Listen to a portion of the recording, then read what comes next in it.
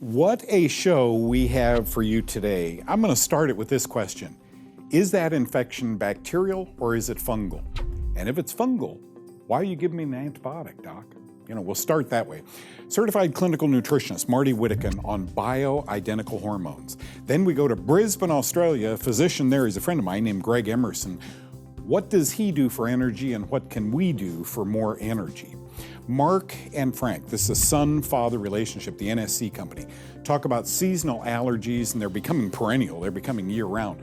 What do they do for allergies? What should you do for your allergies? And finally, I never end a show without something amazing. Wait till you see these headlines. All that and more on this Know the Cause. This show is brought to you by the NSC company. When you can't, Beta Glue can. My name is Doug Kaufman. For the past 40 years, I've dedicated my life and even my career to finding the root cause of disease. Join me in a team of physicians, pharmacists, and scientists, and soon you too will know the cause.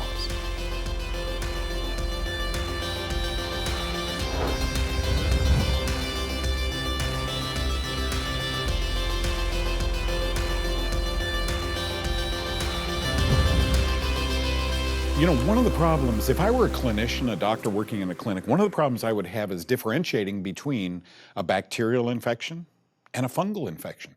Folks, some of our brightest and best don't know this, but a fungal infection can yield a fever, a high white blood count, just like a bacterial infection. I mean, it's really amazing. The more I study fungi, the more I realize we have minimized fungal infections in the United States in science and maximized bacterial infections. Your doctor in medical training in microbiology learned that much about antibiotics and bacteria, this much about virus, because there's maybe 100 antiviral drugs.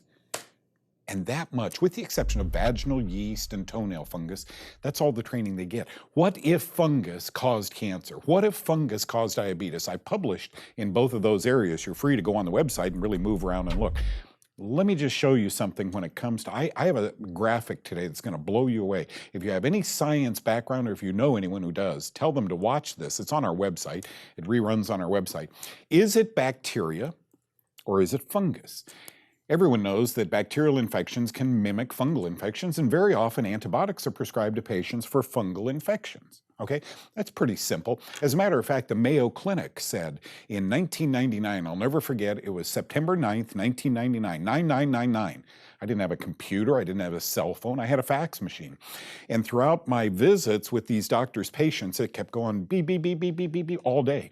And I finally went up there. A whole bunch of my doctor friends said, you may be right. The Mayo Clinic said virtually all, 96% of chronic sinusitis was due to fungus. And yet, if you go to any doctor's office today and tell them you have chronic sinusitis, you're getting an antibiotic. My opinion, wrong drug. And I think it can assure the chronicity. If this one was an acute, a one-time sinus infection, and it's fungal, an antibiotic will begin to assure you that it's going to be a chronic sinus problem. Any woman knows this. When they're on lots of antibiotics, they tend to get vaginal yeast infections, right? So antibiotics fuel fungal growth inside your body. So let me share this next slide with you. I got it from a medical journal called Infectious Diseases in Children, circa November 2016. Go with me slowly. In laboratory settings, and I quote this, bacteria that have been co-incubated with certain fungi have demonstrated enhanced resistance to antibiotic therapies or antibacterial therapies. If you co-incubate Staphylococcus aureus with Candida albicans, at least in laboratory settings, the Staph aureus will become resistant to vancomycin. Okay, big words, I'm sorry. But that discovery was huge. I was asked to teach doctors out here in Dallas, a group of DOs, doctors of osteopathy, continuing medical education on stop using so many antibiotics. And I use this slide, and let me tell you what it means. Staphylococcus aureus is a bacteria. Candida albicans is a yeast. And in a test tube, you put a little bacteria and little yeast, and then you put the patient on the drug of last choice for staph infections, which is called vancomycin. The bacteria resists it. It doesn't work because you got yeast present. I think, folks, we are grossly overusing antibiotics today. I think many people have what we call concomitant conditions. They go to the doctor just randomly never tests for fungus, randomly puts you on an antibiotic. Oh, what can it hurt? What can it hurt? Folks, antibiotics are now linked to 5 of our most common cancers. The more antibiotics you took as a child for acne and ear infections and so forth, and you're taking later in life, ups your risk of developing colorectal, prostate, breast, lymphoma, lung, common cancers. So we have to start using our head. A new paper just came out of the Center for Disease Control, and it says in the headline, delivering on antimicrobial resistance agenda not possible without improving fungal diagnosis. Doctors weren't taught this in medical school. They don't know if your infection is fungal or bacterial, but they learn that much about bacteria. So everyone's going on an antibiotic. Is that prudent? Look, I want to set the stage here. I think antibiotics have saved a lot of lives, right?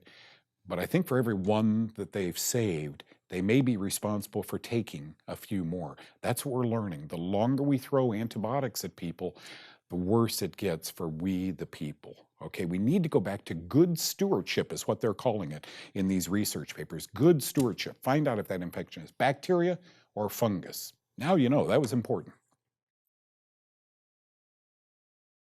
Maybe it's been 30 years I've known Marty.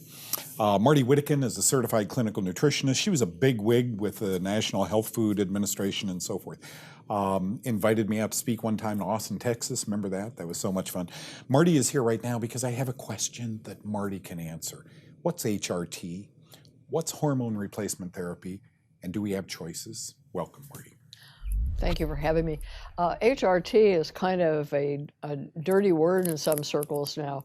If you think back, there was a time when we were browbeaten to take hormone replacement therapy, and it was kind of implied we were pretty dumb if we didn't, because it was going to save us from heart attacks and preserve our brain and our looks and our libido and all those things. And then one day they got the results of a big study and said, oh, gee, maybe it causes cancer, and well, what if it causes heart disease? And then all of a sudden, nobody would do it, as though women stopped needing hormones. The problem was, in the beginning, all of these doctors that were prescribing hormone replacement therapy, it was Premarin, which is pregnant mare urine. It was like 7 estrogens. Some of them were sort of similar to ours, but it was basically really good for horses, not so much for women. And a synthetic progesterone, which interfered with our real progesterone and didn't do all of the jobs it was supposed to do. So yes, there were problems. But today, I think it's still as important for bone health and for vitality and for protection from disease to have sufficient hormones. Ideally, you get really healthy and you make your own, and you don't have so much stress that your adrenal glands shut down. They're supposed to help out with that estrogen. But if you need more hormones, you're tested and you're low, then use the ones, and this goes for men as well, any hormones that you need, they should be identical to the ones that nature gave you to begin with. Let's not do the chemistry set just because it can be patented and some company's going to make a lot of money on it. We get up to normal levels of hormones that are just like yours, and good things happen instead of bad things. You know, you bring up a point here. I think you just liberated millions of women. You mean we don't have to take hormone replacement therapy? Look, there are so many women in my life who are aging and have never taken hormone replacement therapy. I'll bet you half of women don't.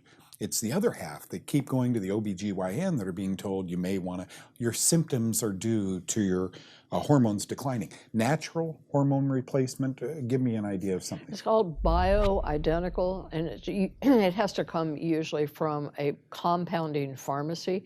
And so that's a good place to go and find a doctor. Go to the compounding pharmacy and ask them who they get good reports on. Okay, that's a good idea. And even compounding pharmacists are being beat up right now because the regular pharmacists, They want the status quo to be maintained. But a compound pharmacy, Google in your hometown, compound pharmacy, and go into a compound pharmacy and say, look, I'm hot flashes and I got all sorts of things going on. Can you introduce me to a doctor who would prescribe compounded, natural hormones for me? That's kind of the approach.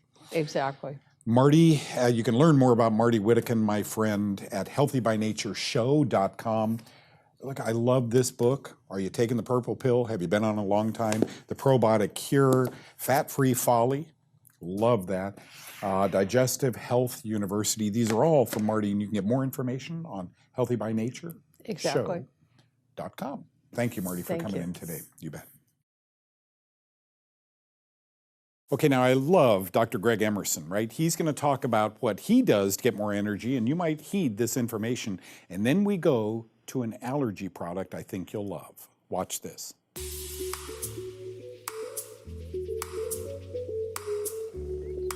Do you want more energy? Then catch electrons, breathe, and eat some fish. I'm going to explain something from science that we call the electron transport chain. The energy currency of our body is ATP. ATP is produced in our mitochondria from food and oxygen, just like petrol for our cars is produced from oil in a refinery. The final step in that process produces the most ATP and is called the electron transport chain. Here's what you need to know. Number one, the electron transport chain can only occur in the presence of oxygen, so breathe. Number two, the electron transport chain takes place in the mitochondria, so get some more by having cold showers. Number three, we get electrons from food and the earth, so eat good food and get your bare feet on the ground. Number four, the mitochondria are made up of an outer and an inner membrane surrounding water known as the matrix, so drink healthy water. Number five, electrons enter the mitochondria through the omega-3 fatty acid DHA. So in summary, no oxygen, no energy. Sick mitochondria, no energy. No electrons, no energy. Sick water, sick mitochondria, no energy. If electrons can't get into the mitochondria, no energy. So what's the take-home messages? They are: learn to meditate to improve breathing, learn how to convert white fat to brown fat to increase mitochondrial numbers, eat good food, get your bare feet on the ground, and embrace the sun. Drink spring water and eat seafood. It does not have to be more complicated than that. This is Dr. Greg Emerson with Doug Kaufman at Know the Cause Studios in Dallas, Texas. Okay, I've got two words for you. Achoo. How many of you at any time of year, look, your allergies, this is an allergy product made by the NSC company. So of course, Frank Jordan is joining me and his son Mark is joining me, and we're going to talk all things allergy here. How many of you find yourself at any time of year, used to be seasonal, now it's perennial. You got allergies year round. The word prophylaxis, take to prevent, right? This allergy formula, I wouldn't take it the first day you start sneezing.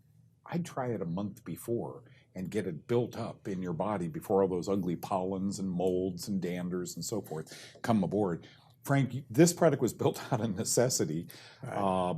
And it's so thorough. How do you get the ingredients? Well, the ingredients, we researched the blend, the proper amounts, and we've basically taken most of the products you get for allergy results and put them all in one bottle. Yeah. So you get rid of all those excess bottles. But I want to go into, because a lot of people get antihistamines, and that's what they take. And that treats the symptoms, not the cause. And we want to get back to the cause. Well, what is the cause? How does the glucan work different from other things? It goes in and works with the what's called the helper T cells. You have two types. And if you think of a railroad crossing, you have those things that go up and down. Well, when your body is responding appropriately to what comes in, there are times when histamines should be released to fight things in the body. But if you have allergies, and about 90% of you, what's happening is that arm is going up when it shouldn't, and histamines are being released into what are called the mast cells. I believe that's eosinophils also. There's a big name for them. But what happens in the mast cells is if they break, and that's one reason we put quercetin in that allergy formula, it toughens that cell liner up. then you get the histamine reaction, which is tearing eyes, can be reddish skin, can be a closing air passage, on and on and on. And that's what you don't want. That's the cause. So antihistamines are good for a little while. This goes back to the cause. Now, it stays in your system about 48 hours. You're going to have to keep taking it to keep your immune response up. But fast, efficient, if feeling good is just not feeling bad, that's not what you want. You want to put these things at bay. I need to congratulate Frank's son, Mark. We're talking to two presidents of the NSC company here. Mark has been involved in the technology. How have you, from beta-glucan, folks, beta-glucan, but their beta-glucan is absolutely amazing. Medical school put together, studied, researched. So what goes on that label is really high quality. How has the technology developing the beta-glucan changed in the past 20 years, Mark? Well, Doug, when we started out, beta-glucan was in its infancy, and essentially the rest of the industry has stayed that way. What we had taken was commonly available, commercially supplied beta-glucan, and there it's just sourced from the extracted cell wall of baker's yeast. No further process, but identically correct as beta-glucan. What we have done is, through the assistance of and direction of the University of Nevada Medical School with Ken Hunter's assistance and direction, is to understand how beta-glucan works, one, and then find ways to make it better. And that's been an evolving process for us. We've never stayed in one spot, and we're only further developing our processes right now. It's incredible. I understand Dad has funded some equipment and the medical school, probably, Frank. I know you've really sunk millions of dollars into them, and they're so thankful. We've had Dr. Hunter on the show here. He's one of the preeminent immunologists maybe in the world, but certainly in America. And what an honor to have this product represented by these guys who put it all together, but being research folks from a medical school standpoint and being published. Frank has a patent on this. I mean, it's that exciting. Let me show you a couple of things that the company has. Number one, this is their allergy product, but here is the multi. Now, this isn't your regular multi. These are enzymes with all the good multi in it, but also ginger. Boy, you talk about antimicrobial. And then this is the NSC 24 product, which is a 3 milligram beta-glucan. What would you think those two costs? I don't know, $69, $19.95. Who can't afford that for jump-starting that immune system? This is the allergy formula that we talked about. Love this product. Frank and many of Mark's friends have seasonal and perennial allergy.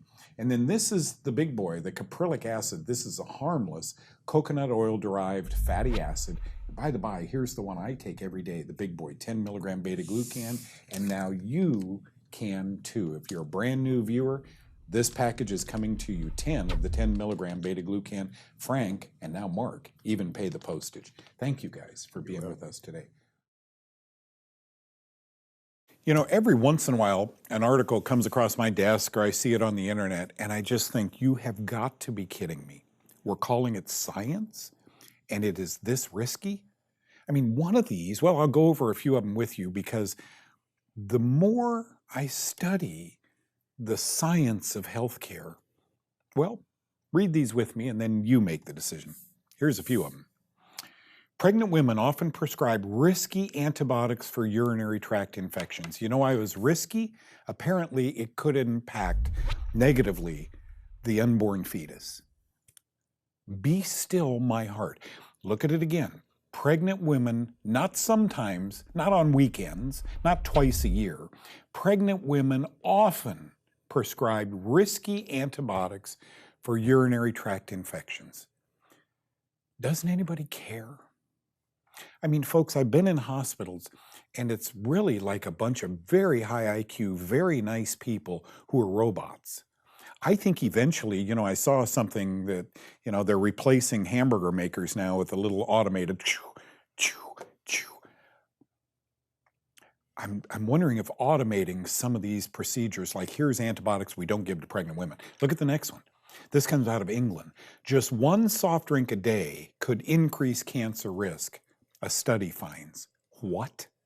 How many are you drinking? Just common sense tells me the chemicals in a soft drink, I'm not going there. I haven't gone there for decades. But 1 a day.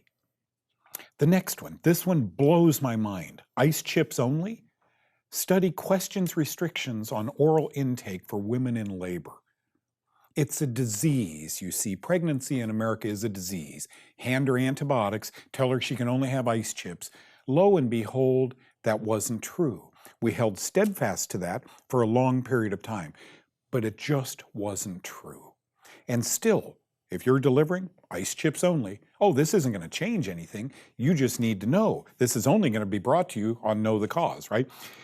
And finally this, attention deficit hyperactivity disorder prescription drug use in reproductive age women soars 344% in a 12-year period, says the Center for Disease Control.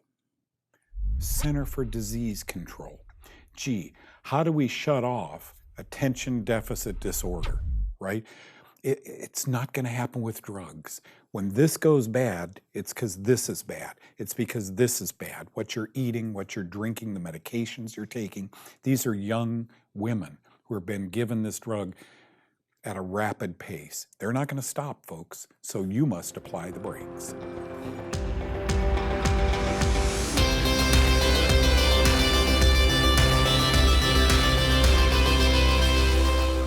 So what'd you think? Did you like it? You know, we're all talking as a crew here, the editors, cameramen, producers, so forth, how much fun we have bringing this to you. Every day it's a learning process for us too, right? We've been on the air 19 years. Thank you for joining us. These are the products Mark and Frank, his dad Frank, were talking about. This is the allergy, the beta-glucan allergy product that we were talking about. And then here is the 3 milligram beta-glucan and the 10 milligram beta-glucan.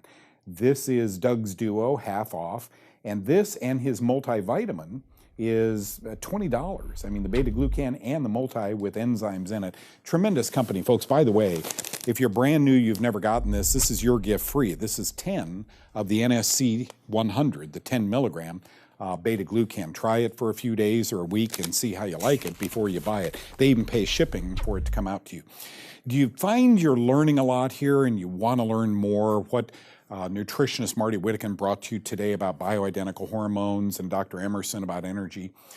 Every Tuesday and Thursday at 3 p.m. Central Time, from 3 to 4 Central Time, we do Facebook. So Facebook/Know the Cause.